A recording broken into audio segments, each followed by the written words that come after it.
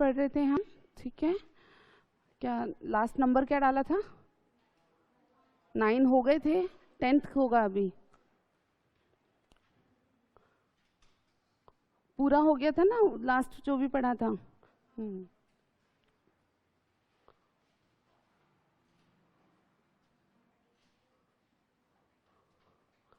Board पे भी चीटियां आ गई।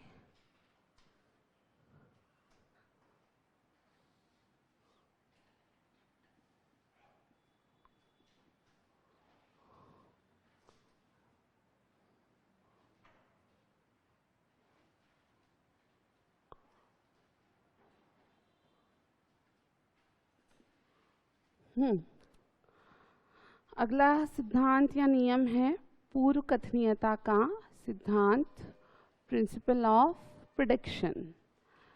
इसको हिंदी में कई बार भविष्यवाणी का सिद्धांत भी लिख देते हैं।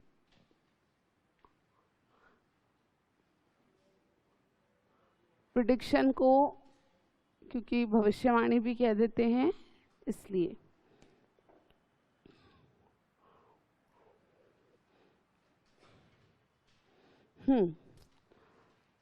समझ लो इसको, सिंपल है, कोई ज़्यादा टिपिकल नहीं है।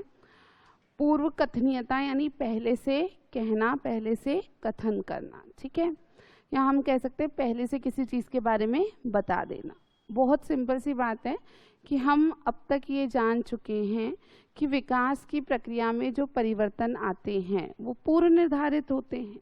एक हमने पढ़ा ना, क्रम से आते हैं, निश्चित क्रम से होते हैं, इस कारण से वो पूर्व निर्धारित होते हैं। अब क्योंकि अब तक मनोवैज्ञानिक इस बारे में बहुत कुछ अध्ययन कर चुके हैं, कई सारा रिसर्च या शोध हो चुका है, और मनोवैज्ञानिक ही नहीं, हम कहें कि डॉक्टर्स ने भी स्टडी करी है फिजिकल डेवलपमेंट को लेकर के, और स्पेशलिस्ट ने स्टडी करी है। तो सिंपल बात ये है कि बच्चे में अब क्या परिवर्तन होंगे आने वाले समय में, इसके बारे में क्या किया जा सकता है, पूर्व कथन किया जा सकता है। बहुत सिंपल है, अपने घर पे बड़े लोग ही बोल देते हैं जिनके सामने खूब बच्चे पले हैं, भाई अब तो इसके दांत आएंगे, ये इतना रो रहा है, इसको दस्त हो गए हैं, अब तो इसके दांत आने वाले, कह देते हैं, ठीक है।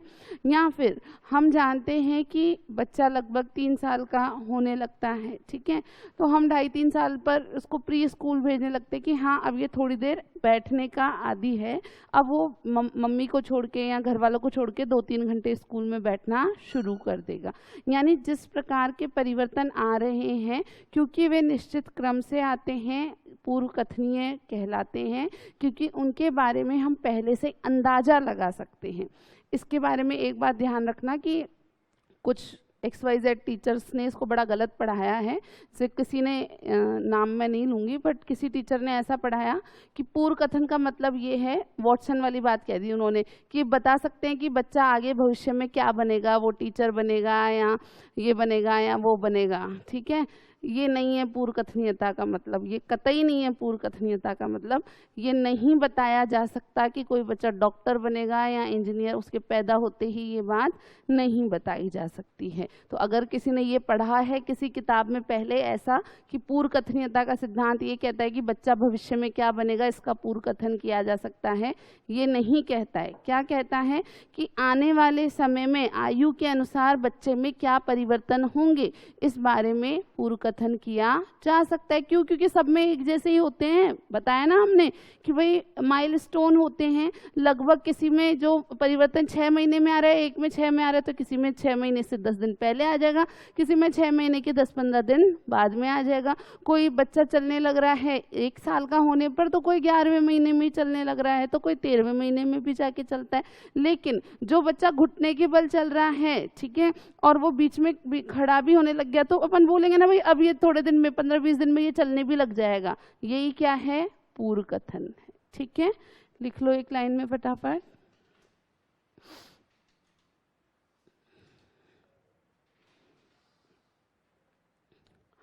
इस सिद्धांत के अनुसार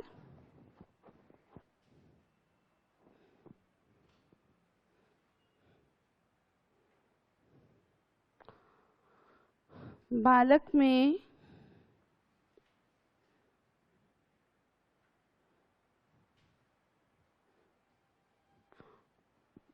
होने वाले परिवर्तनों का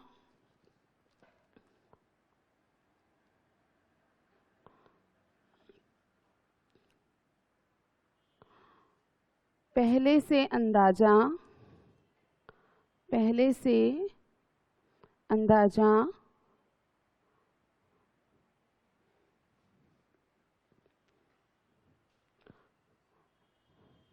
लगाया जा सकता है, पहले से अंदाजा लगाया जा सकता है, क्योंकि विकासात्मक परिवर्तनों का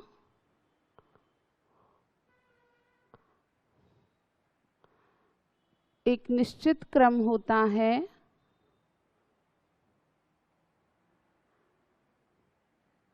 क्योंकि विकासात्मक परिवर्तनों का एक निश्चित क्रम होता है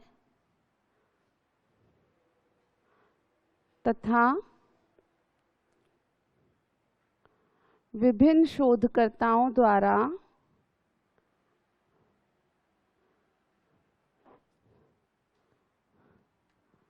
इस क्रम के आधार पर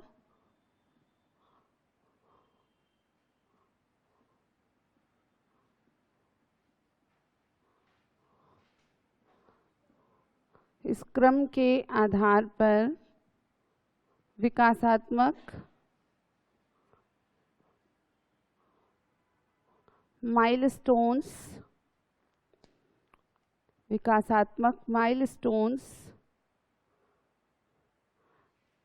तैयार किए गए हैं,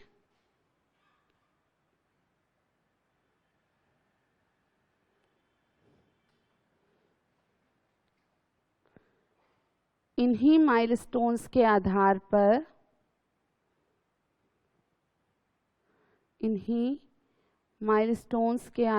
पर विकासात्मक परिवर्तनों का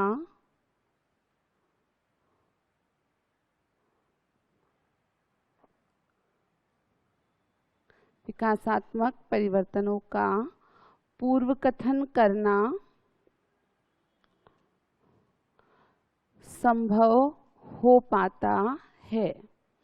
विकासात्मक परिवर्तनों का पूर्वकथन करना संभव हो पाता है।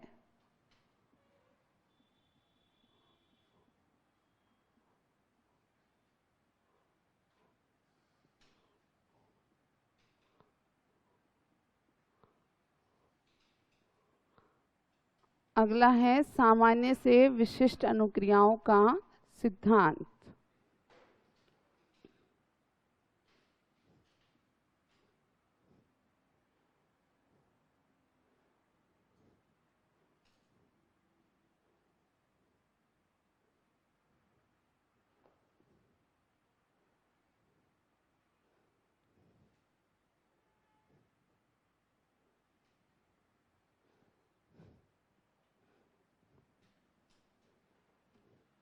सामान्य से विशिष्ट अनुक्रियाओं का सिद्धांत, principle of general to specific responses. हाँ, सुन लो, पहले इसको समझो। देखो, ये सिंपल सा सिद्धांत क्या कहता है, इसके अनुसार बच्चे में जो कई सारे परिवर्तन होते हैं, उन सभी परिवर्तनों में या उन अनुक्रियाओं में पहले सामान्य अनुक्रियाएं आती हैं जो धीरे धीरे विशिष्ट होती जाती हैं। जैसे भाषा विकास की हम बात करें, लैंग्वेज डेवलपमेंट, भाषा का भी विकास होता है बच्चे में, पैदा होते ही तो लैंग्वेज नहीं होती है ना उसके पास, ठीक है। भाषा विकास वास्तव में संज्ञानात्मक विकास में ही सम्मिलित होता है। जब संज्ञानात्मक विकास डिटेल में पढ़ेंगे तो वहां पर कुछ करेंगे, ठीक है।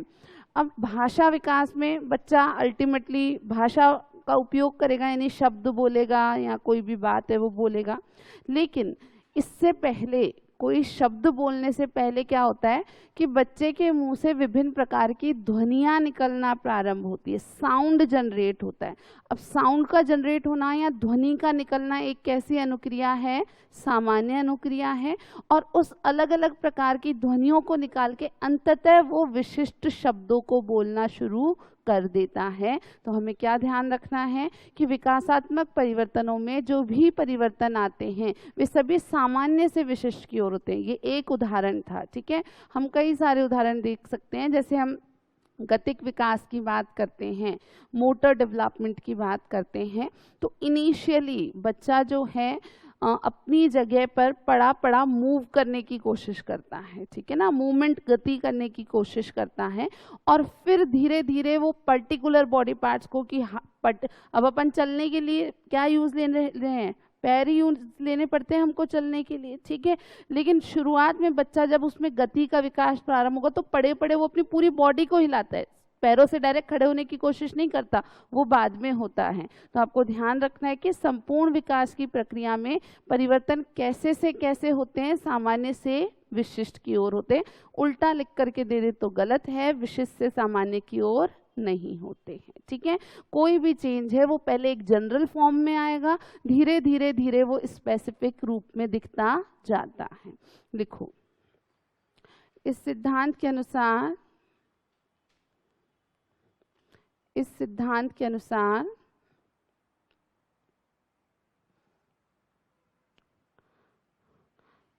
विकासात्मक परिवर्तनों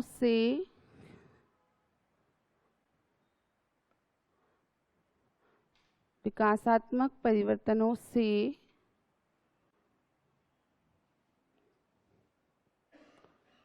संबंधित अनुक्रियाएं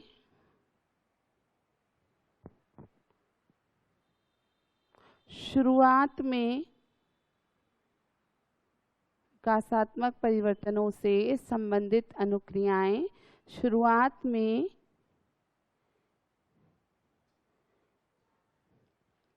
सामान्य रूप में प्रदर्शित होती हैं, शुरुआत में सामान्य रूप में प्रदर्शित होती हैं, और धीरे धीरे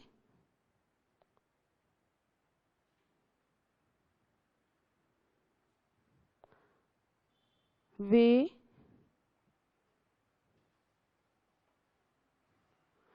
विशिष्ट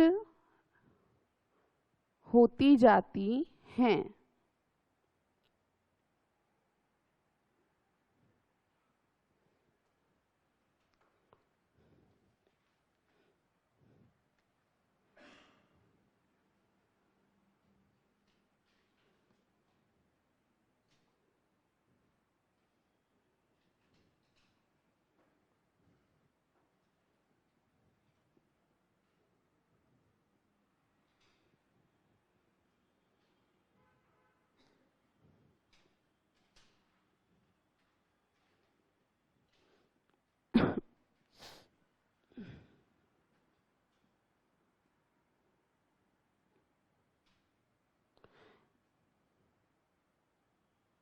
नेक्स्ट है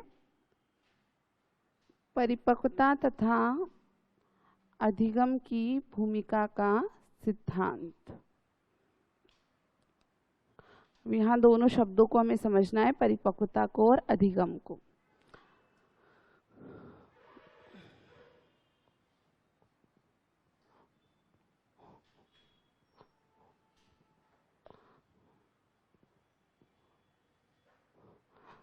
देखो, ये इम्पॉर्टेंट है, मतलब ऑल्दो सारे विकास के नियम इम्पॉर्टेंट है, पर जटिलता, प्रश्नों की जटिलता यहाँ से अच्छी बनती है, ठीक है। यहाँ आपको समझना है कि विकास की प्रक्रिया में परिपक्वता और अधिगम दोनों की भूमिका होती है, दोनों अपना अपना योगदान देते हैं। इससे पहले कल हमने बात की थी आनुवंशिकता और वातावरण की थी हमने, कि विकास में दोनों अपना अपना महत्व रखते हैं। वास्तव में उस आनुवंशिकता और वातावरण को ही प्रदर्शित करती हुई ये दो प्रक्रियाएं होती हैं, परिपक्वता और अधिगम। पहले हमको समझना है इस शब्द को, परिपक्वता या मैचुरेशन को। क्यों? क्योंकि ये शब्द कई बार तो जनरल सेंस में यूज लिया जाता है। ठीक है भाई, हम कहते हैं कि परिपक्वता कब आती है, तो किसी को कहते हैं ना भाई मेच्योरिटी नहीं आई तेरे में अभी तक, मेच्योर हो जा अब तो हम समझदारी से कि हाँ जो बचपने की जगह जो थोड़ा समझदार सा बिहेवियर करने लगे तो अपन कहे अब तो मेच्योर हो गया ये। ठीक है, कोई 16-17 साल का लड़का हो और आप देख रहे हो कि नहीं अब उतना बचकानी हरकतें नहीं कर रहा, तो आप क्या कहते हो, अब तो ये मेच्योर हो गया। या अगर कर रहा है 16-17-18 साल का होके भी तो हम उसको डांटते हैं कि भाई अब तो ये छोड़ दे, अब तो मेच्योर हो जा, अब तो मेच्योर बिहेव किया कर। अब वो एक जनरल सेंस है, यहाँ पर इस शब्द को हमें उस जनरल सेंस में नहीं समझना है। यहाँ एक स्पेसिफिक सेंस में, एक विशिष्ट अर्थ में परिपक्वता शब्द को समझना है। यहाँ पर परिपक्वता शब्द बायोलॉजी से लिया गया है, जीव विज्ञान में मैचुरेशन जिस सेंस में यूज आता है उस सेंस में लिया गया है। ठीक है, अब बायोलॉजी में भी मैचुरेशन की बात होती है। कैसे होती है? तो it is about biological maturation, जैविक परिपक्वता। जैविक परिपक्वता क्या होती है?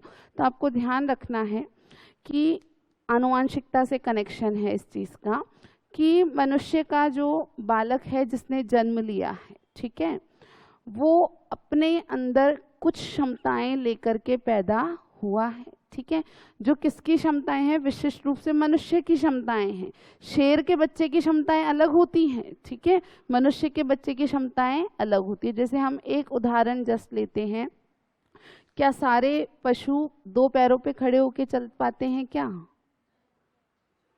4 लिम्स पे चलते हैं सब के सब? ठीक है, 2 पैरों पे खड़े होकर के मनुष्य चल पाता है। ठीक है, अब जो न्यूबॉर्न बेबी है, जो नवजात शिशु है मनुष्य का, क्या वो 2 पैरों पे चलता हुआ दिखाई देता है जब पैदा होता है? नहीं दिखता है तब तो। ठीक है, लेकिन वो अपने अंदर इस क्षमता को लेकर के जन्म लिया है, उसके जीन्स में उसे ये क्षमता प्राप्त हुई है। जीन्स तो जानते हो ना सब लोग, ठीक है, आनुवांशिक के निर्धारक होते हैं, या जो मुख्य करियर ऑफ हेरिडिटी है वो जीन्स या पितृयक होते हैं। तो अपने जीन्स में हम कुछ विशिष्टताएं लेकर के पैदा होते हैं, लेकिन वो सारी विशिष्टताएं जन्म पर प्रकट नहीं होती हैं, आयु आने पर धीरे धीरे चीजें प्रकट होने लगती हैं। तो आपको ध्यान रखना है, मैचुरेशन को इंग्लिश में कहते हैं अनफोल्डिंग ऑफ जेनेटिक पोटेंशियल। इसी को हम हिंदी में भी समझेंगे। यहाँ से एक बार जनरल वे में समझो कि कुछ जेनेटिक पोटेंशियल यानी जीन्स में कुछ पोटेंशियल आया है, कुछ अंतर्निहित क्षमता आई है, उसका अनफोल्डिंग यानी कि उसका प्रकट होना या उसका खुलना। ठीक है, तो हिंदी में हम क्या लिख सकते हैं कि अंतर्निहित क्षमताओं का, और क्लियरली लिखे तो हम आयु अनुसार प्रकट होना। अब हमारे यानी मनुष्य के बच्चों में अपना पूरे शरीर का बोझ 2 पैरों पर झेलने की क्षमता होती है। ठीक है ना, ये अन्य प्राणियों में, अन्य पशुओं में नहीं पाई जाती है। ठीक है, लेकिन ये क्षमता बच्चे में जन्म के साथ आपको नजर नहीं आ रही है। लेकिन अगर सब कुछ नॉर्मल है, अगेन अपवाद स्थितियां मत याद करना कि मैडम कोई बच्चा नहीं चल पाए तो उसके मान लो कि एक पैर में प्रॉब्लम है, उनको एक्सेप्शंस में रखते हैं, अपवाद में रखते हैं। नॉर्मल जो भी बच्चे होते हैं वो क्या होगा कि जब साल भर का होने लगेगा, धीरे धीरे धीरे जो चेंजेस आने आएंगे और साल भर का बच्चा चलने लगता है, वो अपने 2 पैरों पे खड़ा होकर के ही चलता है, 4 लिम्स पे थोड़ी ना चलता रहता है। क्यों? क्योंकि मनुष्य का बच्चा है, उसके जीन्स में क्या आया है, ये जेनेटिक पोटेंशियल आया है कि उसकी बॉडी अपने 2 पैरों पर पूरा वजन सहने में सक्षम होती है। ठीक है, इसी तरीके से और बहुत सारे पोटेंशियल, जैसे लैंग्वेज, भाषा, जिस प्रकार की भाषा हम बोलते हैं, जितने तरीके से हमारी जीभ की मूवमेंट होती है, टंग का जो मूवमेंट होता है हमारा, या जिस तरीके के साउंड निकल पाते हैं, अन्य पशुओं में ये वाला सिस्टम डेवलप नहीं हुआ है। ठीक है, उनकी अगर आपसी कोई कम्युनिकेशन होती भी होगी, जैसे वो लोग भी किसी ना किसी रूप में थोड़ा बहुत कम्युनिकेट तो करते हैं आपस में, लेकिन उनका साउंड सिस्टम जो है हमारे अंदर कुछ ऑर्गन्स हैं, कुछ अंग हैं जिनको साउंड बॉक्स या साउंड सिस्टम कहते हैं। अगर तुमने लैरिंग्स वगैरह तो नाम सुने होंगे, कहीं पर सुने हैं। वोकल कॉर्ड तो पता है, वोकल कॉर्ड है, लैरिंग्स है। कुल मिला के एक साउंड सिस्टम होता है जिनसे अपनी आवाज़ इतना आसानी से निकल पाती है। अपन तो बोल रहे हैं, जो लोग गाते हैं, ठीक है, तुम में से भी कोई में भी गाता हो, तो उस दौरान कितनी सुरीली आवाज़ वो लोग निकाल पाते हैं, ठीक है। तो वहाँ पर हम में, मनुष्यों में ये संभव है क्योंकि हमको जेनेटिक स्ट्रक्चर मिला है इस तरीके का। हमारे शरीर में विशेष प्रकार की संरचनाएं प्राप्त हुई है। हमारी जीभ को ये क्षमता प्राप्त है कि हम हमारी जीभ को इतना ज़्यादा मूवमेंट करा पाते हैं। सारे पशुओं में इतना टंग का मूवमेंट, इतना हम कहें स्पेसिफिक टंग का मूवमेंट होना संभव नहीं होता है। कुल मिला के समझना ये है कि ये एक इम्पॉर्टेंट प्रक्रिया मानी गई है कि जैविक रूप से हम कुछ चीज़ें करने में सक्षम हैं जो कि अन्य पशु नहीं हैं। लेकिन सक्षम तो है, लेकिन मनुष्य का बच्चा भी जन्म पर वो चीज़ें करके दिखा नहीं सकता है। जैसे जैसे उसकी आयु होती है वैसे वैसे ये क्षमताएं उसमें धीरे धीरे प्रकट होने लगती हैं। तो यहाँ ध्यान रखना है कि जो अंतर्निहित क्षमता है या जो आनुवंशिक क्षमताएं हैं उनका धीरे धीरे आयु के अनुसार प्रकटन होता है। उस प्रकट होने की प्रक्रिया को ही मैचुरेशन या परिपक्वता कहा जाता है। तो जैविक रूप से हर एज की अपनी अपनी परिपक्वता होती है। हम तो कहते हैं ना भाई मेच्योर नहीं हुआ, लेकिन यहाँ जब हम समझेंगे तो 6 महीने के बच्चे की अपनी परिपक्वता है, 8 महीने के बच्चे की अपनी परिपक्वता है, साल भर के बच्चे की अपनी परिपक्वता है। 6 महीने के बच्चे में भी कुछ क्षमताएं निकल के आती हैं, 8 माह में फिर उससे कुछ ज़्यादा, साल भर में कुछ नई क्षमताएं, 2 साल के बच्चे में अन्य नई क्षमताएं आती है, और इस प्रकार धीरे धीरे सभी अंतर्निहित क्षमताओं का प्रकटन होता जाता है। ठीक है, अब ये परिपक्वता शब्द तो हम समझ रहे हैं कि हाँ, कि कुछ क्षमताएं अंदर से बाहर निकल रही है, लेकिन क्या सिर्फ सब कुछ अंदर से ही डिटरमाइन हो रहा है कि हाँ आनुवांशिक रूप से जो मिला है उसी से काम चल रहा है, या उसके लिए कुछ और भी काफ़ी है? तब कॉन्सेप्ट आता है किसका? अधिगम का, लर्निंग का। ये सच है कि मनुष्य के बच्चों में, उसके पैरों में, उसके पैर की हड्डियों में पूरे शरीर का वजन सहन करने की क्षमता है, लेकिन क्या ये क्षमता काफ़ी है क्या चलने के लिए? क्या लगता है आपको? बस हम जानते हैं कि भाई इसमें तो क्षमता है, तो बच्चा अपने आप चल जाएगा क्या? साल भर का होने पर या सवा साल का होने पर आप मान लो कि कोई ऐसा एक्सपेरिमेंट करा किसी प्रसिद्ध शोध करने वाले व्यक्ति ने, उसने ऐसा एक प्रयोग किया, उसको लगता था कि भाई जेनेटिक मिल रही है, सारी क्षमताएं तो आनुवांशिक रूप से प्राप्त हो रही हैं, तो भैया कुछ कराने की ज़रूरत है नहीं एक्स्ट्रा अपने को। ठीक है, उसने क्या किया कि एक बच्चे के जन्म के बाद से ही क्या कर देता था, पैर बांध के उसको लिटाए रखता था हमेशा। ठीक है, हम क्या करते हैं, बच्चा धीरे धीरे हम उसको घुटने के बल चलता है तो घुटने के बल चलने देते हैं, आप उसको वॉकर ला के देते हैं, लगभग हर घर में उसको वॉकर ला के दिया जाता है। वॉकर नहीं भी होता तो हम खुद पकड़ पकड़ के उसको पूरा कोशिश करते हैं उंगली से कि वो पैर उठाए, हम उसको बार बार खड़ा करने की कोशिश करते हैं। उस आदमी ने क्या किया कि भैया सब तो अंदर से परिवर्तन आने, आनुवांशिक रूप से पैदा ही हुआ है तो क्षमताएं लेकर के, तो उसके पैर बांध करके और उसको लिटाए रखे सारा टाइम। ठीक है, और फिर 1.5 साल पे उसको खड़ा किया, कोशिश की खड़ा करने की, तो 1.5 साल पे वो बच्चा खड़ा होकर के चलने लग जाएगा क्या? जिसको जन्म से लेकर के पैर बांध करके लेटाया हुआ है, नहीं चलने लगेगा। क्यों? क्योंकि सिर्फ ये परिपक्वता ही काफ़ी नहीं है, आंतरिक क्षमताओं का प्रकट होने के साथ साथ वातावरण में जो अनुभव बच्चा प्राप्त करता है उसके फलस्वरूप उसके विकास की प्रक्रिया आगे बढ़ती है। तो चलने के लिए अंदर से उसकी हड्डियों में जो मजबूती आ रही है वो तो आवश्यक है ही, लेकिन उसके अलावा हम बच्चे को जो मौके देते हैं या उससे जो प्रयास कराते हैं वो प्रयास भी आवश्यक होते हैं, और वो प्रयास करने की प्रक्रिया ही क्या कहलाती है?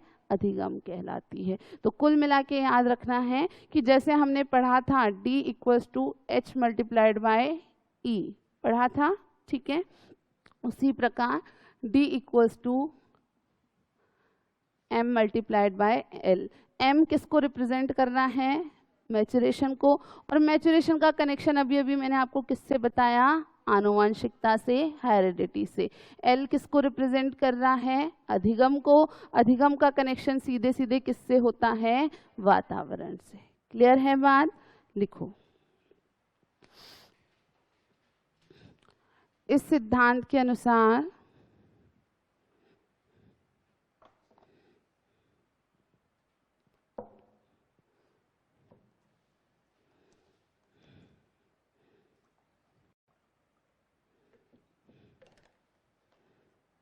विकास की प्रक्रिया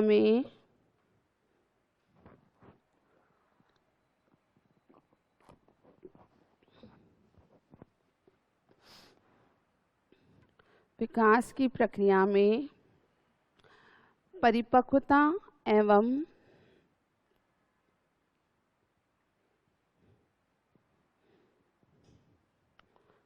अधिगम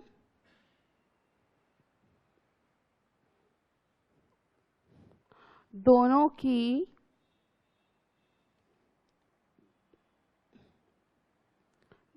की महत्वपूर्ण भूमिका होती है।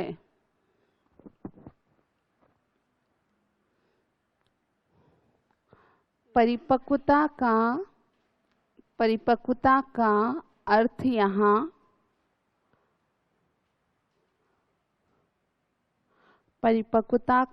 अर्थ यहाँ जैविक संदर्भ में है,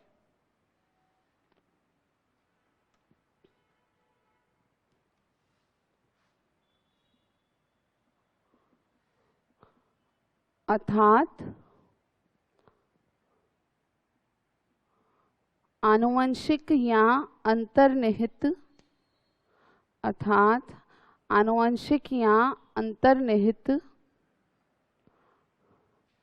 क्षमताओं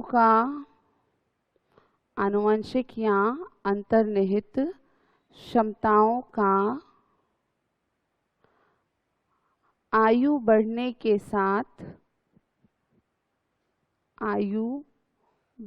के साथ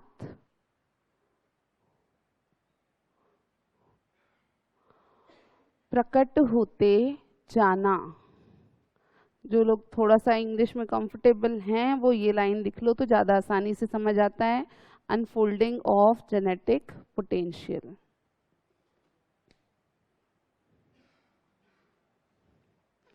हिंदी में लिख के फुल स्टॉप लगा दो, प्रकट होना, फिर आगे लिखो वहीं अधिगम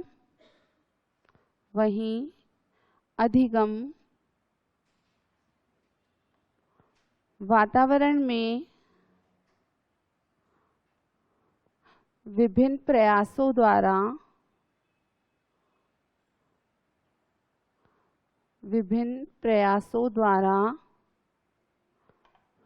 नवीन अनुभव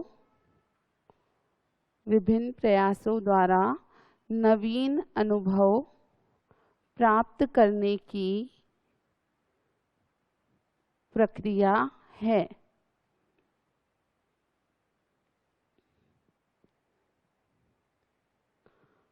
लाइन चेंज करो। विकासात्मक परिवर्तनों के लिए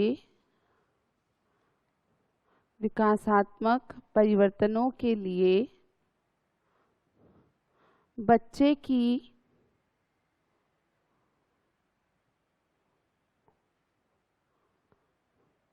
आयु बढ़ने के साथ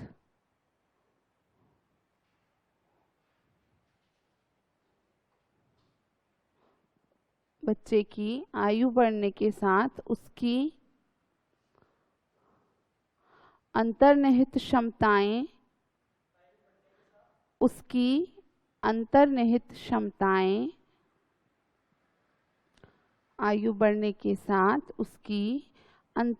क्षमताएं प्रदर्शित होती हैं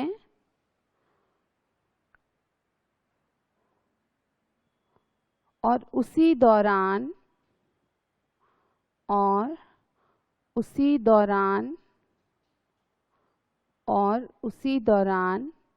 बालक वातावरण में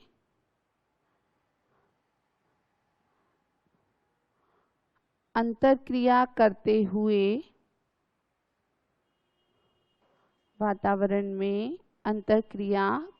हुए अधिगम करता जाता है।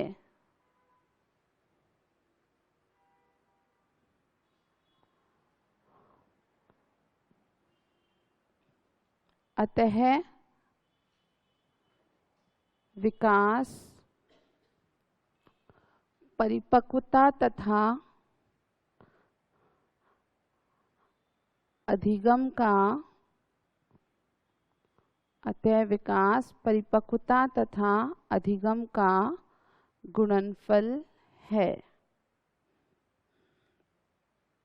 गुणनफल है।